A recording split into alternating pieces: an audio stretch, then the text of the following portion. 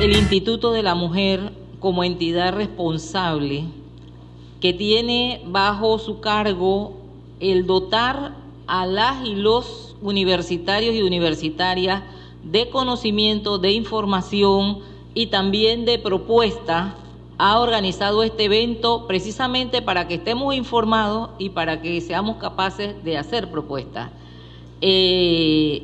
Parte del reconocimiento de que los derechos humanos también atraviesan la sexualidad. No debemos perder de vista que como seres integrales biopsicosociales tenemos también derechos sexuales. Los derechos sexuales y los derechos reproductivos son derechos humanos, son parte de las personas. Y como seres integrales, ¿cómo vamos a desconocer esa realidad? Porque no me gusta la palabra sexualidad, porque me da miedo. Independientemente de esto, es una realidad. Igual que el uso de la palabra es un derecho humano. Son universales, no es solo para los panameños y panameñas, es para toda la humanidad. Abarcan a todos los seres humanos desde su nacimiento, aunque algunos lugares no se reconozcan. Ustedes saben cómo son apedreadas las mujeres porque a alguien se le ocurre violarlas y resulta que ellas son las lapidadas, ellas son las asesinadas y ellas son las castigadas. Son interdependientes. Todos los derechos humanos están vinculados al resto de los derechos humanos. No podemos decir que tenemos el derecho a la participación ciudadana, pero no tenemos el derecho a decidir sobre nuestro cuerpo, no tenemos derecho a disfrutar de nuestra sexualidad o a decidir sobre la misma. Son interdependientes, se conectan con otros derechos. Además, son indivisibles. Yo no puedo decir, yo soy una mujer justa, pero entonces hasta aquí, porque de sexualidad no, allá no. Yo solamente soy justa, soy equitativa, soy participativa, etc. Entonces tenemos que disfrutar de los derechos humanos de una manera integral. Mucha gente piensa, idealmente que sus hijos e hijas se están criando en un ambiente privado y que la sexualidad también es privada. Pues permítanme decirles que es lo más público que hay en nuestra vida. Periódicos, cómicas, novelas, programas, canciones, poesías, chistes. Adicional a eso, todo lo que implica la web, que está colmada de miles de millones de información de toda clase. Los niños y las niñas tienen acceso a todo lo que yo he mencionado anteriormente. Mientras que usted dormía o mientras usted pensaba que el celular que usted le dejó o el que no le dejó pero que le presta al vecino, que le presta a la tía o que le presta a la abuelita porque la abuelita no sabe cómo se bloquea nada, entonces el niño y la niña que tiene un chip, decimos a veces incorporado, accede a esa información y la ve sin ninguna interpretación, sin ninguna orientación. La sexualidad se aprende ciertamente, pero no la aprendemos solamente porque alguien nos diga, nos siente en una silla y nos hable del tema. La estamos aprendiendo porque vivimos en cuartos de inquilinato y estamos escuchando al vecino, o estamos viendo por el huequito de la casa, o estamos viendo por las pajitas entre una casa y otra. Estamos viendo en el río, lo estamos viendo de diferentes maneras, dependiendo de dónde sea que usted desarrolle su vida.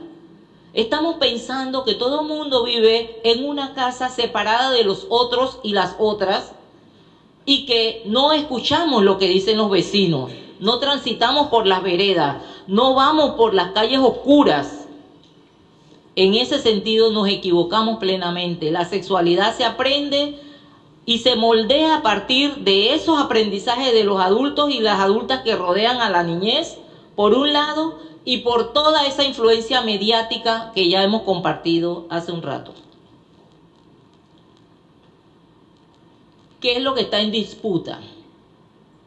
Una de las cosas que más se disputa es la categoría de género.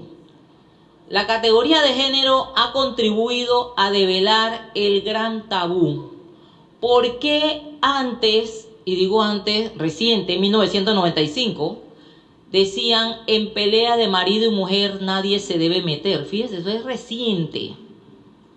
Pero hoy eso es obligación, meterse. Y tiene que meterse no solamente el vecino, porque está tipificado en la ley, sino la policía, el órgano judicial, el salud, educación, todo el mundo tiene que meterse. Porque resulta que no es que ella sea una fresca bandida que le gusta la mala vida, bruta, ¿no? Ese tipo le pega y ella vuelve con él. Hay una serie de componentes que el que no lo entendamos no significa que no se están sucediendo inmediatamente y consecutivamente. La categoría de género ha venido a develar que la historia de la humanidad es una historia cargada de inequidades, donde las mujeres han sido relegadas a un espacio privado, a un espacio mal llamado el reinado de las mujeres, que es el espacio doméstico, cuyas actividades en pleno son responsabilidad de las mujeres, son su tarea, y encima tiene que sentirse feliz. Y si no, pregúntenle a la niña Felicidad, que ella no podía jugar el lunes por la mañana porque tenía que lavar, el martes porque tenía que planchar, el miércoles porque tenía que limpiar, el jueves porque tenía que, ¿qué más? Que cocinar, barrer, etcétera. No me pregunten a mí porque yo no me llamo Aleida, yo no me llamo Felicidad. ¿Sí? Entonces a mí se me olvida qué cosas hace la niña Felicidad. Y el domingo la niña Felicidad tampoco podía jugar porque tenía que rezar. Esa ha sido la trágica historia de la vida de las mujeres. Y cuando la categoría de género pudo enseñar en las academias que los hombres aprenden diferente a las mujeres por el solo hecho de nacer con un órgano reproductor diferente al de las mujeres. La categoría de género no dice que hombres y mujeres somos iguales. No es cierto. Nosotros nacemos con un órgano genital diferente al de los hombres. Somos diferentes biológicamente, pero somos iguales en derecho. Y los derechos de las mujeres han sido tradicionalmente coartados, cercenados, minimizados, disminuido a la mínima potencia por nuestra condición de ser mujer. Me dirán algunos de ustedes, porque eso generalmente es parte de la respuesta. Pero si las mujeres están, mira, en la administración del canal, en la ampliación, ¿cómo estaban las mujeres? ¿Cómo están las mujeres aquí en la universidad? ¿Cuántas rectoras? ¿Cuántas vicerrectoras? ¿Cuántas decanas? Y no hablemos de cuántas presidentas. He oído a gente que tiene doctorados en plural, no uno, sino más de uno, que dice, después de Mireya, olvídense, que lo hizo tan mal que... Pero yo me pregunto, ¿y ellos siempre lo hicieron bien? No solo lo han hecho mal, lo han hecho malísimo. Y no pasa nada, porque se sienten incuestionados. Yo sé, confío, reconozco que hay afortunadamente miles de hombres solidarios y comprometidos con la lucha que llevan a cabo las mujeres de lograr la equidad. Me precio de ser madre de 3 y compañera de 1, así que por lo menos de mi lado hay 4. Yo no sé del lado de ustedes cuántos hay. De mi lado hay 4 solidarios, que los he ido ayudando a construir de a poco. Y es la tarea que cada una de nosotras y cada uno de nosotros, con el ejemplo y con nuestro accionar, tenemos que hacer. Y eso le da mucho miedo a mucha gente, que esto se devele. Me preguntó una estudiante de primer año de trabajo social, que está aquí, dicho sea de paso: profesora, ¿y el feminismo es malo? Asustada, porque a ella le dijeron que esas feministas son las que le están metiendo cosas en la cabeza. Claro, ella había creído que su vida llena de golpes era normal, y que los celos con golpes es normal, y porque te quiero te aporrio. ¿Ustedes no han oído eso? Pues no me quieras, si es con aporrio no me quieras, ¿no? Y para que todos sepan a quién tú perteneces, con sangre de mis venas te marcaré la frente. ¿Quién dijo? ¿A quién tú perteneces? ¿Quién dijo que yo soy una res? Ya ni a las reses, ni a los equinos, ni a los cerdos se marca, porque esa es una forma de maltrato a los animales. Imagínense a las mujeres. Cuando uno habla de estos temas con hombres y mujeres y les va poniendo el ejemplo de la canción o del chiste o de la poesía, la mujer cae en cuenta, le cae el 20, como dicen los mexicanos, y se da cuenta de cómo ha sido su historia de vida. Tengo la grata experiencia y el privilegio de ser escucha de casi 60 estudiantes de primer año, que hemos compartido un curso que tenemos en trabajo social. Y ahí las historias son reveladoras, ahí las historias son críticas, ahí las historias son demoledoras. Y eso no pasa solamente en 2 salones, eso pasa en la vida de miles de mujeres, de millones de mujeres del mundo. Esto de aprender a que los hombres tienen características más valoradas y las mujeres características menos valoradas, y que ellas por amor tienen que hacer un trabajo que les cuesta la vida, pero además que les impide desarrollarse personal y profesionalmente, porque no tienen quien compartan con ella una carga doméstica.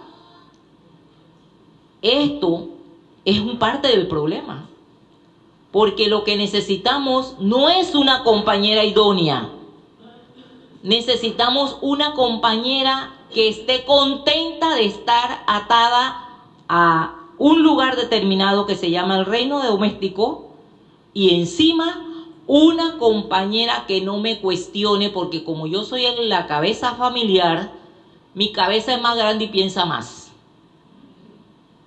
Ese es el kit de la cuestión. Ese es el problema fundamental. Tu cabeza es más chica y no piensa. Muchos especialistas en neurología abonan una serie de teorías sobre si el cerebro de la mujer es más chiquito que el del hombre y que por tanto sus neuronas son menos, y cuestiones de esa naturaleza. Bueno, quizás sí, pero eso no significa que mis neuronas piensan menos y pueden decidir menos. No necesitan ser del tamaño de las de los hombres. Necesitan solamente ser neuronas respetadas. Y a diferencia de los hombres, precisamente por esas habilidades que nos han endilgado en el espacio doméstico, las mujeres pensamos en abanico. Usted tiene la lavadora prendida, el muchacho haciendo la tarea, la estufa prendida, y usted está haciendo probablemente su tarea de la universidad o algún trabajo adicional. ¿No? A diferencia de los hombres que no sé por qué razón funcionan así. ¿Sí? Muchos. Con el perdón de mis amigos aquí presentes, que yo sé que ellos ya están mirando en abanico. Así. No me mire más. Yo no lo estoy diciendo por ustedes. Seguimos. En ese sentido, el concepto de género y los estudios de género brotan de que el género es una construcción cultural. Los estudios de Margaret Mead, antropóloga estadounidense, identificaron desde muy temprano que en los países asiáticos estas costumbres de que las mujeres son las únicas que se encargan de cuidar a los hijos no se practicaban. Practicaban también los hombres, y en muchos países africanos practicaban también los hombres, y el desarrollo no era anormal, entre comillas. En ese sentido, está comprobado que el género es una construcción social, y todos los diccionarios la definen como una construcción social. Ellos la definen como una ideología de género, una ideología malsana además, una ideología pecaminosa. ¿Es pecado que yo conozca y además defienda y exija mis derechos? Si eso es pecado, entonces me declaro pecadora, impenitente, permanente, sin arrepentimientos, porque es mi derecho ejercer cualquiera de los derechos contemplados en la Convención Internacional, la Declaración Universal de los Derechos Humanos. Yo soy signataria de todos, sin excepción, todos los derechos humanos de la Convención. Y por tal, exijo que mis derechos sean respetados. Se ha plasmado entonces históricamente que la mujer tiene que ser sumisa y los hombres tienen que ser dominantes. Cosa que sabemos que no es así, y por eso se dice que el género es cultural, porque usted puede enseñar y se puede enseñar a los niños y las niñas a intercambiar, a ser respetuosos y a ser solidarios y solidarias, sin que medie ninguna intención de afeminarlos o masculinizarlas. El hecho de que usted le ponga un trapeador y una escobita a su hijo como parte de los juguetes de Navidad no significa que él se va a convertir en niña y ella en niño. Probablemente usted pudiera descansar un poquito más y probablemente usted pudiera desarrollarse un poquito más y probablemente usted y ellos tendrían algo que conversar con contenido en ese espacio que llamamos doméstico, en ese espacio que llamamos familia, donde una parte de la familia lleva el peso sobre sus hombros y la otra parte vive muy tranquila, echándose fresco y con los pies en el puff. Entonces eso sí es un derecho humano violado, ¿sí?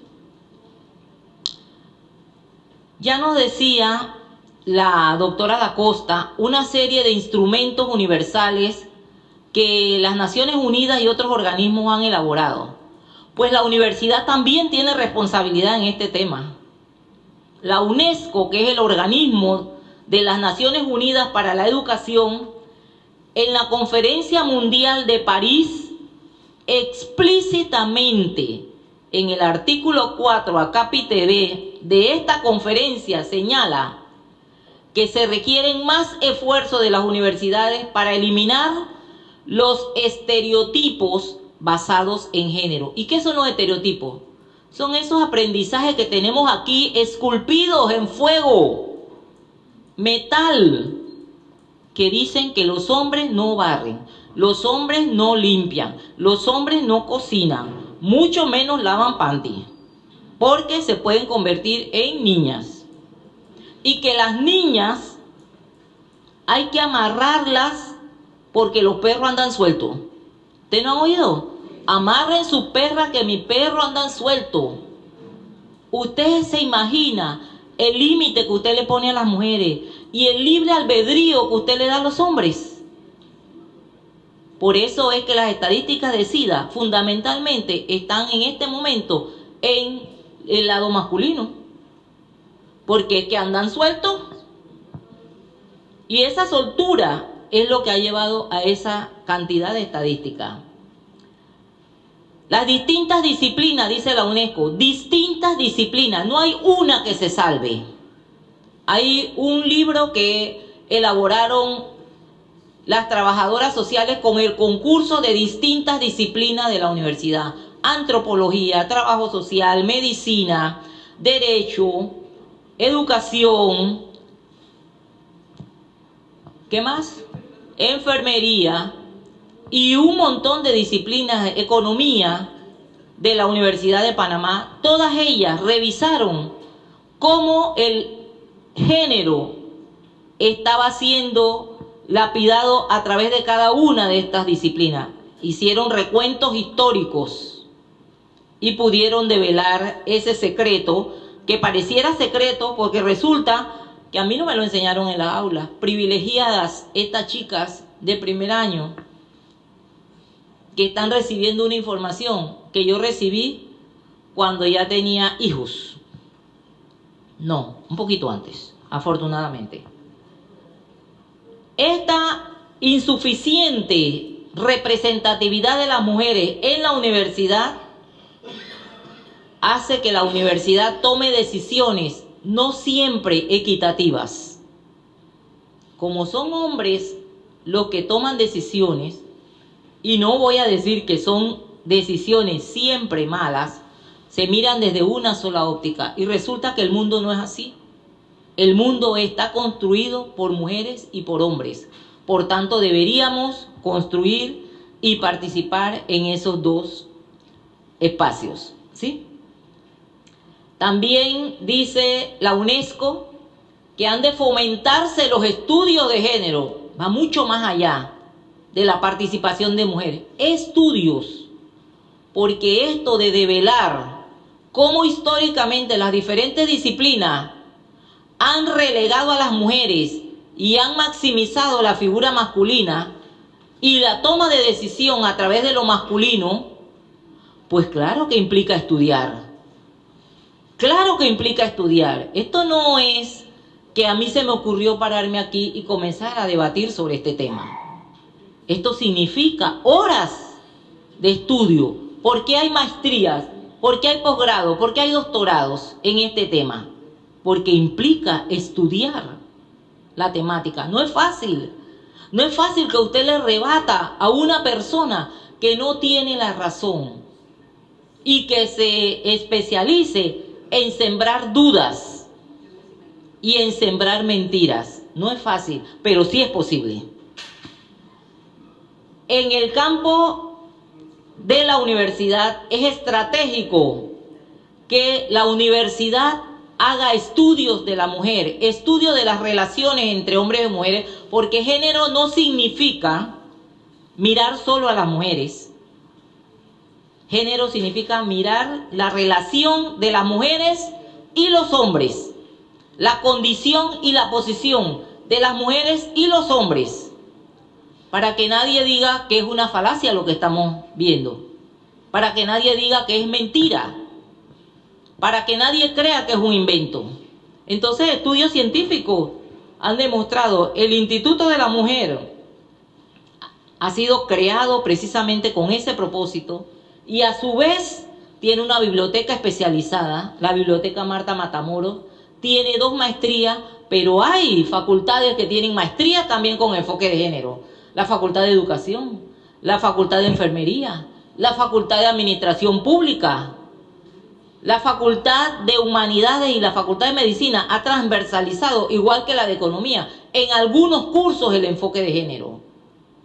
Porque hay mujeres que están estudiando la temática, a despecho de quienes dicen que esto es casi una herejía. Hay representaciones de la Universidad de Panamá en comisiones internacionales. Hay convenios y hay acuerdos que ha firmado la Universidad de Panamá. Entonces, jóvenes de todas las edades aquí presentes, definitivamente que cuando hablamos de enfoque de género, estamos hablando de mirar el mundo de otra manera. Y eso da mucho miedo. Más miedo del que nosotros nos atrevemos a pensar, porque estamos planteando cambiar el orden social establecido. el orden patriarcal. Y el patriarcado, así como en economía, no se va a dejar que la globalización sea eliminada y se construya un estado sostenible, un mundo sostenible de protección al ambiente y distribución de la riqueza. Así, en las relaciones entre hombres y mujeres, tampoco va a ser fácil que alcancemos una relación equitativa entre hombres y mujeres. Todas las estadísticas que dieron, puede seguir la doctora Da Costa, las compañeras del Ministerio de Educación, pues definitivamente no las voy a repetir, podemos seguir. Pero sí quería compartir con ustedes, métanse en la web, hay mapas mundiales de pederastía. Esto es lo que pasa en el mundo. Estos colores profundos que ustedes ven ahí significan que hay una industria mundial del uso del cuerpo de los niños y las niñas. Y eso es parte de lo que estamos combatiendo con una propuesta responsable de guías por un lado y de ley por otro lado. El Ministerio de Educación, según la Constitución, tiene la responsabilidad de formar y garantizar la salud de la población. ¿Ustedes creen que con esos datos que ustedes han revisado se está garantizando la salud de la población? Este es parte de uno de los mapas. Hay leyes como la Ley 4 de Igualdad de Oportunidades y el Decreto 53 que la reglamenta, la Ley 29 que garantiza la salud y la educación de las adolescentes embarazadas, la 82 que previene el femicidio y otras formas de violencia contra la mujer, la Declaración Ministerial del 2008, donde los ministros de Salud y de Educación en el mundo se reunieron y firmaron acuerdos por la ascendente ola de enfermedades, de infecciones de transmisión sexual y de embarazo en adolescentes. Y todavía nosotros nos estamos preguntando si es necesario o no. He escuchado que se han cuidado mucho de decir que no es necesaria. Lo que están proponiendo es que sea con valores. ¿Qué valores? Es el debate. Porque de que tiene valores, tiene valores. Las colegas han sido profusas en ese debate de los contenidos de la ley. Y todavía sigue el debate y seguirá el debate, porque esta no es una decisión que se toma de un día para otro. Sí. El título de las guías es tal cual aparece ahí. Título provisional. Nunca se dijo que eran las guías. Y nunca se dijo que eran para los niños y las niñas. Ni siquiera para los adolescentes. Siempre fueron para los docentes, no para los adolescentes. Y siempre se dijo que estaban en revisión. ¿Seguimos? Hay definiciones de cómo se conceptúa la sexualidad. Y hay declaraciones de muchos países de cómo han hecho estas guías y cómo conceptúa la sexualidad. Seguimos. Yo quiero casi finalizar diciéndoles a ustedes que la desigualdad de las mujeres ha sido posible evidenciarla con el análisis de la perspectiva de género. Esta teoría reconoce desde el nivel básico, de lo más primario, de lo más básico, de lo más íntimo, que es ese espacio doméstico, ese espacio que llamamos familia, y que es el espacio donde debemos estar protegidos, amados y amadas, y desde ahí se devela cómo se practica la violencia y el abuso. Todos los hechos sociales, los hechos históricos, los hechos culturales y los hechos científicos son posibles de ser analizados desde el punto de vista de la teoría de género. Y eso es lo que hemos hecho, de una manera muy responsable. La única manera de combatir la posibilidad de mirar desde el enfoque de género una sociedad patriarcal es diciendo que lo estamos haciendo para destruir la familia, para destruir la inocencia de los niños y las niñas y para destruir el país. No va a destruir el país el que sigan ascendiendo las cifras de embarazos en adolescentes, reproduciéndose el ciclo de la pobreza, de VIH, etcétera. Entonces, la siguiente parte de lo que hace el feminismo es el feminismo académico, ojo, procurar dar explicaciones, desmontar las creencias envueltas en un velo de certidumbre. Todo eso que históricamente hemos conocido como cierto está en cuestionamiento, y eso le da mucho miedo a mucha gente, porque el que tú seas superior, entre comillas, a mí desde el punto de vista jerárquico o de una posición, no significa que tú tengas la verdad. ¿Cómo se ponen ustedes cuando un hijo de ustedes le dice: estás equivocado, mamá, estás equivocado, papá? ¿Ah? Se le ponen enseguida las orejas rojas, y este chiquillo que se ha creído. Pero si abriéramos la mente como abrimos el canal, como ampliamos el canal, entonces otro gallo cantaría, y probablemente nos daríamos cuenta que muchos de nuestros hijos e hijas no están tan alejados de la solicitud de papá, mamá, sintonízate, estamos en el siglo XXI. La lógica es de un pensamiento complejo. Yo no digo que sea sencillo, es muy complejo. De raigambre ilustrada. ¿Por qué de raigambre ilustrada?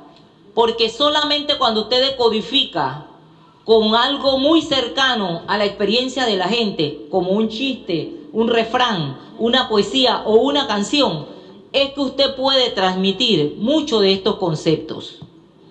Y la lógica es producir conocimiento intencionado. Tiene que ser conocimiento intencionado. Y lo hemos ido escudriñando, porque la historia ha sido la historia de los hombres. La historia de la humanidad ha sido la historia de los hombres hasta hace muy poco, mediados del siglo XX, que se comenzaron a recuperar la historia de las mujeres. Y prueba de ello es que muy poca gente aquí sabe que el derecho a la maternidad, al preaviso de maternidad,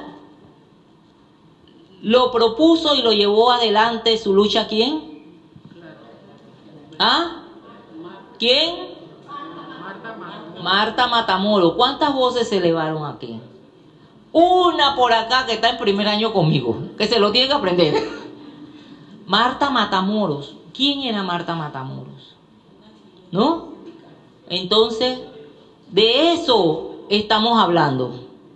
De reconocer, de visibilizar, de darle nombre y apellido en la historia de la humanidad a los aportes que han hecho las mujeres que están invisibilizados. De eso se trata el tema. De eso se trata el debate. No de destruir la familia. ¿Qué más quisiera yo?